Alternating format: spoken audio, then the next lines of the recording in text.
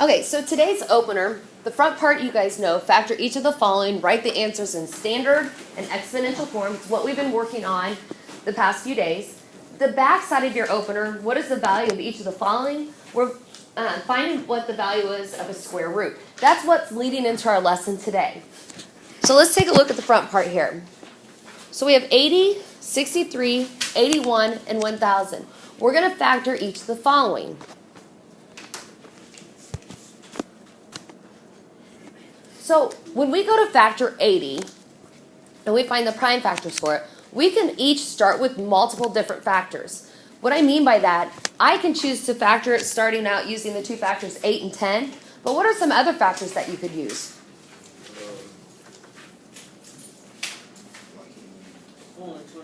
4 and 20, okay? When I actually did my opener today, that's what I used. I used 4 and 20. How many of you guys used 8 and 10? Okay, keep what you have. What we're going to make sure is that our prime numbers, our prime factors at the end are the same. So I'm going to factor using 2 and 40. Since 2 is a prime number, I'm going to circle it. And then I need to come down to my 40 and factor it. What two numbers can I use to multiply together to get 40? Yes. Oh, geez. Oh, did I? Okay, I lied. I'm going to use 2 and 40. What? Because 2 times 40 is 82, right? 80 as well, correct? Yep. I did 80 and 10. And that's fine. Leave it. Leave it. Don't change it. You could also do, 4 and 20, like Isaiah said, but I'm going to do 2 and 40. So you could use 5 and 8 for 40. What else could you use for 40? What else could you use? 4 and 10, 2 and 20. There's multiple things that you could use. All right, what type of number is 5? Prime. So I'm going to circle it. Now 8. Can I factor 8? Yes. What are two factors of 8? 2 and 4. 2 and 4. Since 2 is a prime number, I'm going to circle it. Can I factor 4? Yeah, what? 2 and 2. And since they're prime, I'm going to circle them. Now, on my sheet here, I do not have enough room to come up to the right of the 80 and put my equal sign, but that's what I want to see on your openers. So on your openers, come up directly to the right of the 80, put an equal sign, and then write your answer in standard form. So I'm going to drop down below. I'm going to put equal. So my answer in standard form. When I started grading some worksheets from my other classes, I noticed kids aren't writing standard form in the correct order. When you go to write standard form in the correct order, how should you order it? Brendan? Least to greatest. So go ahead and tell me what that would look like, Brendan.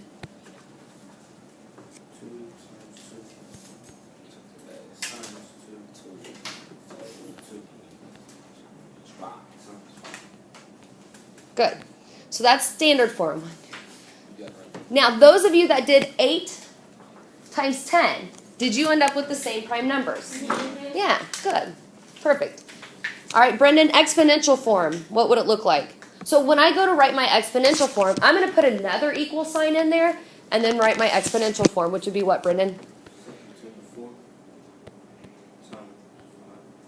Perfect. And box it. You still have to box the whole entire thing because it's 2 parts. So tomorrow, for example, on your quiz, it's going to ask for your answer in standard form and exponential form. So it's asking for 2 answers there. So you need to make sure you have your entire answer boxed.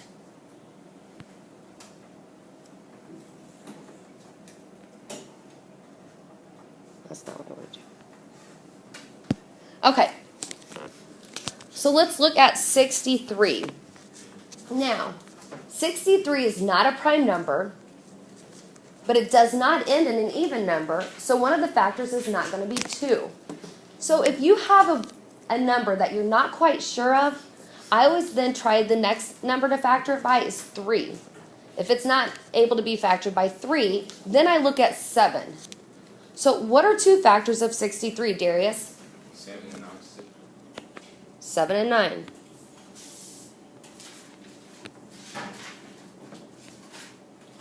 Okay, Darius, what type of number is 7?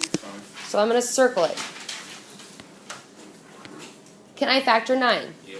What, 2? 3. And can I factor my 3's here? No. So I'm going to go ahead and circle them, and they're prime. Now I'm going to take my prime numbers and I'm going to drop below here and keep it in red. And write it in standard form. So, Jemiah, what would this look like in standard form? 3 times 5. And then exponential form? 3 to the second power times 5. Perfect. What's another way of saying 3 to the second power? Square. 3 squared. Nice. Hey, well, follow it. What's that? You said- Oh my gosh, what is wrong with me? I don't know. I don't either. Wow. Wow, I'm not. Can we just say, okay, here's the worst part, you guys. So this morning as we're getting ready, all morning I was all over my son Brayden for not being focused and not doing what I was asking him to do. And here I am writing random numbers up here. Right? I know, I need to get it together. Wow. Okay. I do have the right stuff now, right? Everything's down right? Okay. Woo. Okay. 81. What are two factors that I can use for 81, Brendan? Say it again. 8 and 9 would be 72. You help him out? Say it again. 9 and 9. Yeah. 9 and 9.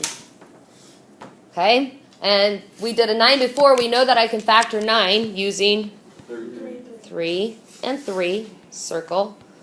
Then I need to make sure I come to my other 9 and factor that as well to get 3 and 3. Deontay, how would I write this in standard form? 3 plus 3 plus 3. Ooh. Not plus. 3 times 3 times 3 times 3 times. And then exponential form? Just try to do equal sign then for 3 over 4. 3 over 4? No, 3 4. Say it again. 3 4. Put the 4 on top of the 3. Like that? 3, 4? You gotta say the whole thing. How do we say it when we're dealing with exponents? I don't know. Help him out. Is it 3 power 3 to the power of 4. Or 3 to the 4th power. What is the point of saying all this? Because when you said 3 over 4, because listen to me. When you say 3 over 4, look, that's what it's written. It's a fraction. Nah. But that's what you're telling me. It's like when I was supposed to write a 7, I wrote a 5. It's the wrong way of doing it. All right, last one. 1 million. So earlier when I said I asked what are the two factors of 1 million that you could use, Darius told us 1,000 times 1,000. If Ooh, somebody sold some candy. it's not my phone. So listen, hey guys, you need to stop and you need to focus. So if you don't know where, or you didn't know where to start with this, I always look at my zeros and I put them together. So for example, I would have taken my first bunch of zeros and put a 1 in front of it and then put the 3 zeros behind it. Then I would have taken my second group of zeros and brought it down as my other factor and put a 1 in front of it. So that's how I would have got 1,000 times 1,000. Now, what are two factors that you can use for 1,000, Nick? 50 and 2. Say again? 50 and 2. Not 50 and 2. 50 times 2 would not be 1,000. Help him out, Darius. 10 and 100. 10 and 100. So again, I would take my last two zeros, bring them down, put a 1 in front of it, and then I'm left with what number? 10. So I'd bring that down. When you look on TV, I'm going to work my left side and then come back to my right side. Okay, so now 10. What are factor pairs for 10? Rihanna? What are my factor pairs for 10? Rihanna? Wait, 2 and 5. So 2 and 5. These are both prime numbers, so I'm going to circle them. So, like, why do you have to put, like, the lowest number first? You don't. I do. I just like to keep things organized. It's easier for me to put my numbers in order because when I go to write them in standard form, it helps me get all my lowest numbers first. You don't have to. So like on your quiz, let's say that you put 5 and 2, 5 times 2, you're not going to get marked off for that. Okay? The only thing I will mark off for is if you're not circling your prime numbers. So now let's look at 100. What are two factors of 100? What can you multiply together to get 100, Isaiah? 24 and 4. What? For 100. 25 and 4. Okay, so 25 and 4. So we're going to use 4 and 25. You could also use 10 and 10. You could also use 2 and 50. Okay?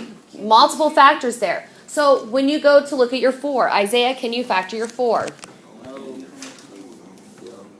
Oh, dang. Say that again, Deontay. Can you factor 4? Yeah, what? 2 times 2 equals 4. So those are my prime numbers. I'm going to circle them. So now I need to make sure I come up to my second part of my 100, my second factor of 25. 5 times 5. And then we know 5 is prime, so I'm going to circle those.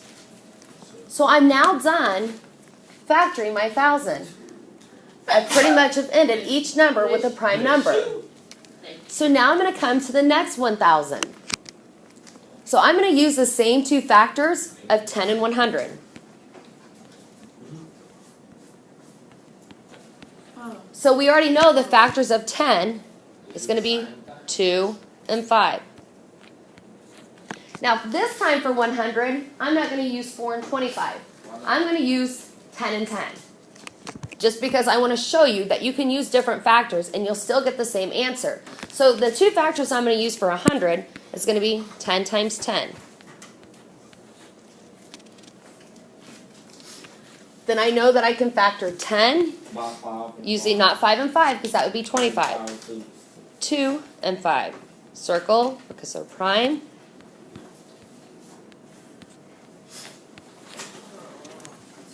So now I have all of my prime numbers. Now, when you have this many prime factors, you need to find a way to keep track of them all.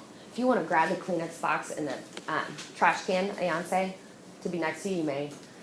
So when you go through all of these prime numbers, I would find your smallest prime number, which is 2.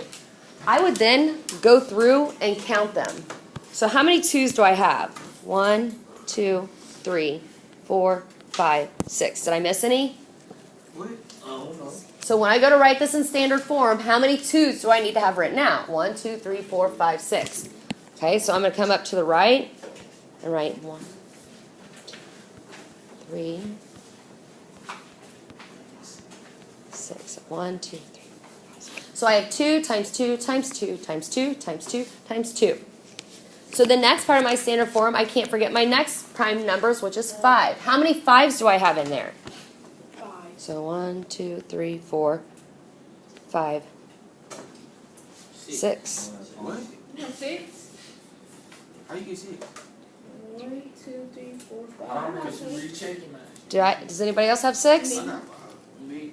I think what I get when I did the opener. Yeah. I have 6. So then I'm going to put in times.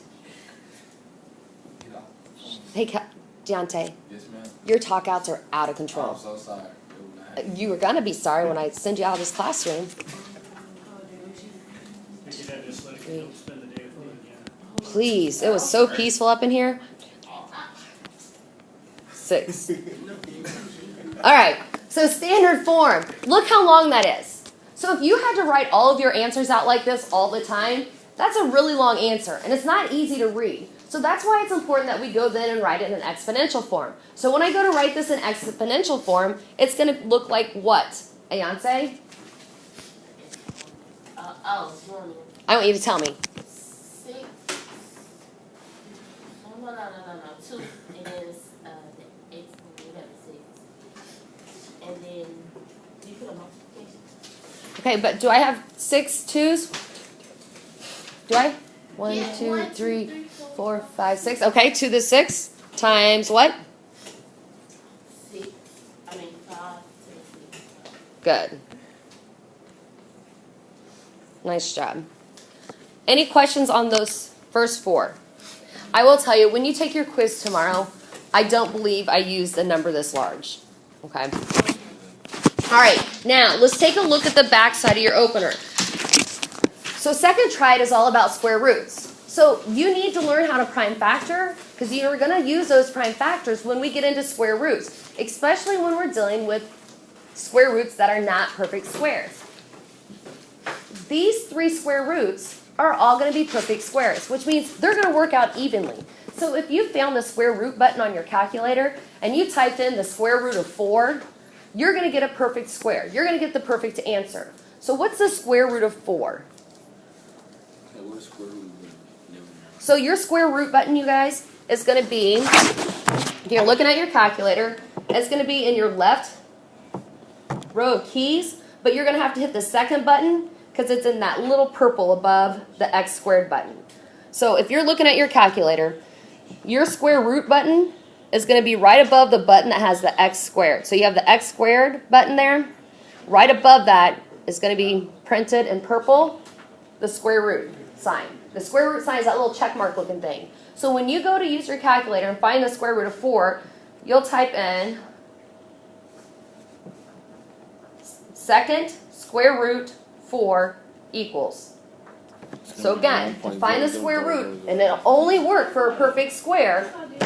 So listen, it's only going to work for a perfect square. You type in the second button. Then you'll have to hit the x squared button because right above that is the square root. And then the number you're trying to find the square root of equals. You have to hit the second button. Otherwise, it's going to square it, not square root it.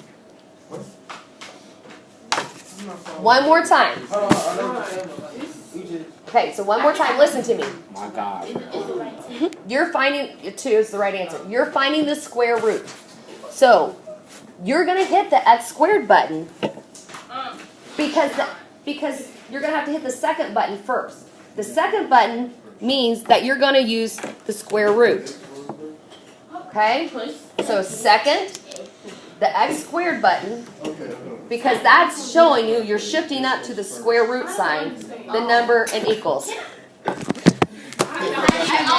you want to show Rihanna what I'm talking about?